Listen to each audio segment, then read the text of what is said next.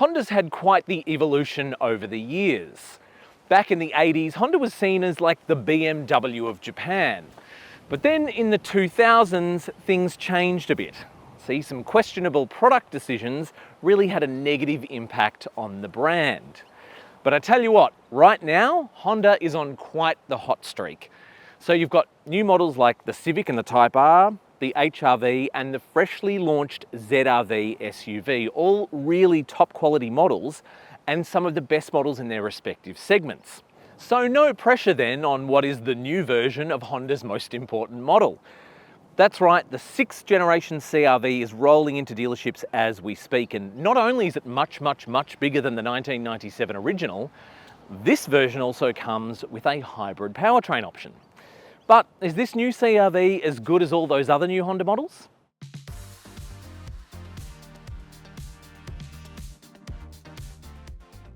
So first things first, the new CR-V has grown in size considerably over the model that it replaces.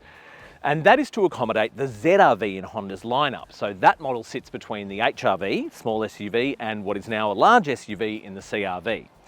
So this new model sits somewhere between a Toyota RAV4 and a Kia Sorento when it comes to dimensions. So I guess if you don't need the space and you don't need 7 seats, then maybe go for the ZR-V, otherwise you've got this thing. But how much does it cost and what do you get? There are 7 grades in the new CR-V lineup, and all but one of them are powered by Honda's peppy 1.5 litre turbocharged petrol engine. The VTI X opens the range at $44,500, and remember, all Honda pricing is drive away these days. There's 2 5-seat front-wheel drive petrol grades, 2 7-seat front-wheel drive petrol models, 2 5-seat all-wheel drive models, and then there's the flagship. That's the awkwardly named eHEV RS, and that's the 2-wheel drive 5-seat hybrid. That tops the CR-V range at $59,900 drive away. So the price of entry to a CR-V has technically gone up by about $9,000, but that former base model and its underwhelming 2-litre engine are gone in the new generation. Also, it's an all-new model that's much bigger and has loads more in-car and safety tech. And given Honda has crept a little upmarket lately, I think this pricing is very competitive. As with its dimensions, the pricing positions the CR-V as more expensive than a RAV4, but more affordable than a Sorento. In terms of specification in the base grade, you get 17-inch alloy wheels, leather-appointed seats, power-adjustable driver's seat, drive mode selector, 7-inch driver display, wireless smartphone charger, and a hands-free power tailgate with a handy walk-away close function. There's a 9-inch touchscreen system, wireless Apple CarPlay, and wired Android Auto, while some grades score satellite navigation and a premium Bose sound system. As per Honda's new sales strategy, there are no options. The listed spec is what you get for each respective variant, and the good news is Honda does not charge extra for a different colour choice. Check my written review at carsguide.com.au for the full set of specs. Okay, picture the original 1997 Honda CR-V. Are you picturing it? I'm picturing it. So this has come a long way since then, as you can see, certainly in terms of size. Even over and above the model that this replaces, it's 59 millimeters longer, which has liberated about 40 millimeters in the wheelbase. And in terms of width, it's 10 millimeters wider. So bigger all round. It's definitely in large SUV territory. In terms of the design, it's really interesting. Honda's doing some great stuff at the moment. They've really moved away from the kind of really busy, fussy design of the previous generation Civic and CR-V. So many lines, it looked all really quite cheap. But this doesn't have many lines at all. You can see this one here just under the window line. That's about it. To my eye, it's actually giving a little bit of Mazda CX-60, but if you look at the rear end, there's also a bit of a Volvo vibe happening there too, but there's also a nod to CR-Vs of old with those taillights. As with Honda's exterior design, they are really killing it with interior design as well. This follows all of their more recent models, again, Civic, HR-V, ZR-V, with a much more minimal approach to things like the dash layout and design and just general interior vibes. And thank you, Honda. You can tell that in a number of ways. There's just not as many lines on the dash, but they've got elements like this lovely mesh panel here on the dash that's got the integrated air vents, which I love. And to move the air vents, they've got these really old school toggles that just look absolutely fantastic to my eye. And speaking of buttons, thank you Honda as well for retaining buttons here for air conditioning and climate control. And it's not just any kind of ugly button. There's some thought that's gone into the design with these lovely kind of metal look surrounds. Everything just feels and looks quite high-end, much more high-end than a lot of its Japanese and Korean competitors, I would say. So the previous generation CR-V actually had a really practical interior, so it's got that reputation for families. And it's good to see that the new generation one has just kind of taken it to the next level. And you can see that in things like this central bin is 9 litres capacity, which is quite sizable. You've got a decent sized glove box over there. It's not massive, but it's fine. 2 good sized cup holders here. You've got a big tray here that you can also put your phone on for charging. Speaking of charging, you have a 12 volt outlet and a USB-A and a USB-C. And I've got a medium sized bottle hiding in here, and it's got plenty of space there as well. There's room for a few other things too. So in terms of storage, it gets quite a tick. There's plenty of space up front as well. I feel like I'd be quite far away from the passenger in this car, and that's thanks to this quite wide console. These seats are fantastic. Again, this is the top spec HEVRS variant, so it comes in at a tick under 60 grand. You'd expect nice seats in this variant, and you get them. Honda has actually created some sort of body stabilizing seats, which apparently helps with comfort and also reduces fatigue. I don't know how, but you know, we'll have to give it a red hot go. But there's some really nice touches like the stitching and that kind of thing, and overall it just feels like a really, really nice cabin here. So in VTI LX grades and above, you get a 10.2 inch digital instrument cluster. It's very clear, no complaints on that front, and every single CR-V grade gets this 9 inch multimedia display sitting at the top of the center stack here, and just a really simple system to use. Easy connection for Apple CarPlay, which is wireless, but if you've got Android Auto, then that is wired.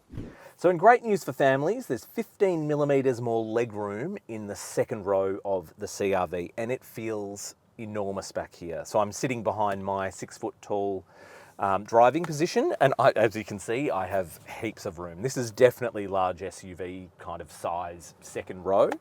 Other amenities here, the pew actually rolls forward, which is great, and a lot of SUVs don't have that functionality, so Honda's known for being tricky with its seats, so thankfully they've got that too. The seats are quite flat back here, but you'd expect that in a family SUV. It's not necessarily a bad thing. It's not uncomfortable, it's quite comfortable. In the center here, of course, you've got a fold-down armrest in the top spec version with a couple of cup holders, 2 USB-Cs down there. You've only got knee level air vents. I would have liked face level up here, but you can't have everything. And a couple of map pockets as well. My bottle fits very neatly down there, and again there's some more storage space as well, but this is a really sizable rear seat. You've got the 2 ISOFIX points on the 2 outboard seats, so honestly this is a really family friendly rear seat. No surprises that the much bigger CR-V gets a much bigger boot than the old model. In fact, this one is up by 67 litres over the old CR-V. Now, you'll find the exact specifications for the boot on your screen right now. It's quite a sizable boot. It's definitely large SUV sort of territory there, quite deep as well. You've got a couple of nooks on either side behind the wheel arches, 12 volt outlet, lights, carpet, cargo blind, the whole kit and caboodle. It's quite a good space. What you won't find in this though is a full-size spare wheel. So the Hybrid just gets a tyre repair kit.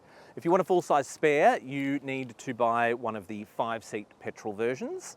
And then the 7-seat petrol versions have a space saver spare wheel. So swings and roundabouts. So Honda has dropped the 2-litre naturally aspirated 4-cylinder engine that was found in the base model of the previous generation CR-V, and that's probably a good thing. They don't have that base model at all anymore. So most grades come with Honda's 1.5-litre 4-cylinder turbocharged petrol engine. And in the CR-V, that'll pump out 140 kilowatts and 240 newton meters. That's about 9 kilowatts more than what you get in the ZR-V. It also comes with a continuously variable transmission, or CVT, and you have the option of front or all-wheel drive. But the big news is what's powering this hybrid version. The 6th generation version marks the first time the CR-V has been available as a hybrid, and it adds to the Civic, Accord, HR-V and ZR-V hybrids. The system combines a 2-litre 4-cylinder petrol engine with a 2-motor hybrid system and an eCVT. This makes for a combined output of 152 kilowatts of power, and it's front-wheel drive. The official combined cycle fuel economy figure for the 1.5 litre petrol CR-V varies depending on whether it's front or all-wheel drive and 5 or 7 seats. The figure is 7.1 litres per 100 kilometres for the entry 2-wheel drive front seaters and up to 7.7 litres for the all-pour VTI LX. These figures aren't bad for a heavy family SUV, but the petrol-electric hybrid sips just 5.5 litres per 100 kilometres. That's not far off the RAV4 Hybrid's 4.7 litre claim. So I'm driving the eHEV RS, which is the flagship hybrid grade, again just under $60,000, 140 kilowatts. It wasn't that long ago that I drove an example of the previous generation CR-V, and that had the 1.5 litre turbocharged engine, which I've also driven today on the launch. I was actually quite impressed by the previous generation one. I think in my head I thought, oh, it's old and dated, particularly against its newer competitors, like at the time the Hyundai Tucson and Kia Sportage and things like that. But it actually drove really well, and it wasn't just the 1.5 litre engine, it was like dynamically quite capable. So very keen, obviously, to see if the new one measures up. There's a few things I've noticed driving the hybrid, one of which is the transition from electric propulsion at lower speeds to the petrol engine is fairly seamless. You can certainly notice it, but it's not harsh or clunky or anything like that. It's really fairly seamless. And the other thing is how quiet the cabin is. Now, Honda's done some really interesting measures, putting little microphones everywhere to measure the sound from outside so it can moderate the sound inside the car, and there's obviously a lot of other measures to keep out wind and road noise, and that's kind of aided this semi-premium vibe that I'm getting from this car, again particularly in the hybrid. It's very quiet, very hushed cabin, nicely done. The steering in the hybrid's weighted a little on the heavier side, and it's not as sharp as some other ones like, Mitsubishi Outlander, for example. But I don't think that's a bad thing to have a bit of a duller steering feel in a family SUV, particularly with distractions from the back seats. But it's still going to do what you want it to do. There's no questioning that.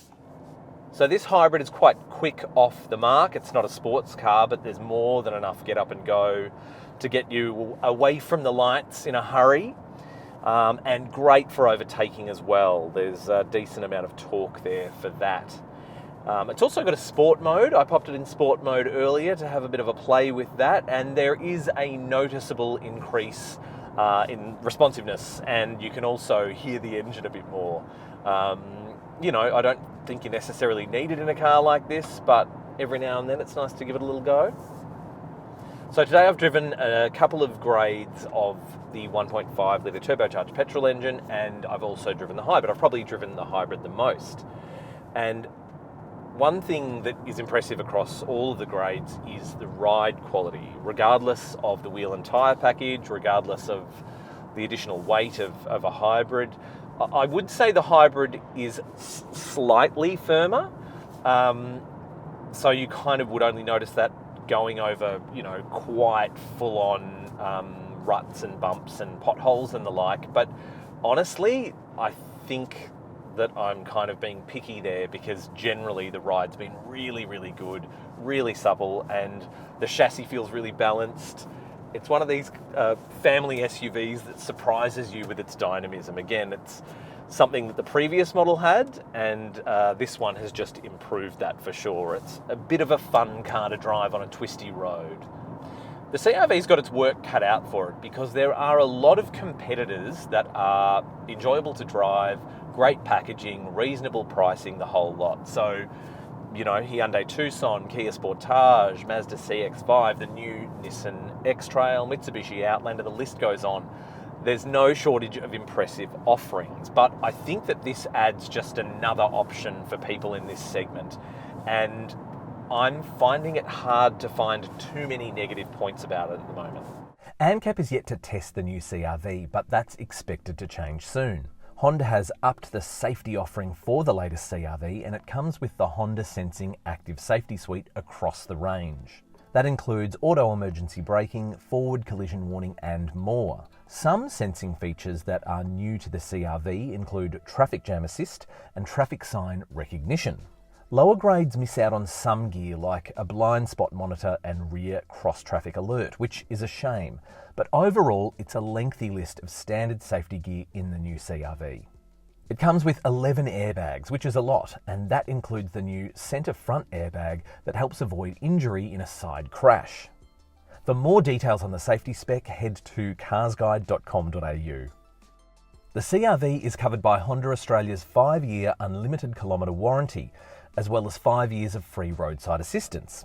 The service schedule is every 12 months or 10,000 kilometres, whichever comes first, but the standard in this segment is usually 15,000 kilometres. Like all other Honda models, the CR-V is covered by the brand's impressive capped price servicing program that has to be up there as one of the best in the industry. It lasts for 5 years and it will cost just $199 per service. And that's for anything from an HR-V to a Civic Type R.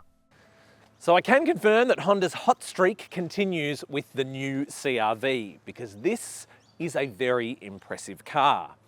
It's better than its predecessor in virtually every area, and it's got this semi-premium vibe. So I normally go for one of the entry grades when I'm picking the best model out of a new lineup, but honestly, this hybrid is quite hard to beat. And I now think that the CR-V is right up there as one of the best medium family SUVs money can buy. For more on the Honda CR-V, head to carsguide.com.au.